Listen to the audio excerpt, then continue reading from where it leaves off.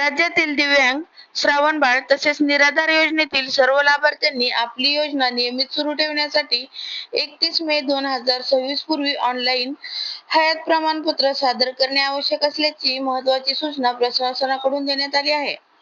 योजनेअंतर्गत मिळणारे मानधन अथवा पेन्शन नियमितपणे खात्यावर जमा राहण्यासाठी हे प्रमाणपत्र आवश्यक असून, मुदतीत हयात प्रमाणपत्र न दिल्यास लाभ बंद होण्याची शक्यता आहे. त्यामुळे सर्व लाभार्थ्यांनी वेळेवर प्रक्रिया पूर्ण करण्याचे आवाहन करण्यात आले आहे.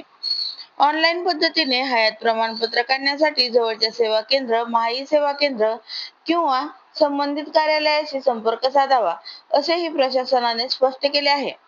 तरी संबंधित सर्व लाभार्थ्यांनी कोणतीही अडचण टाळण्यासाठी तातडीने हयात प्रमाणपत्र सादर करावे, असे आवाहन करण्यात आले आहे. रणरागिणी न्यूज बार्शी.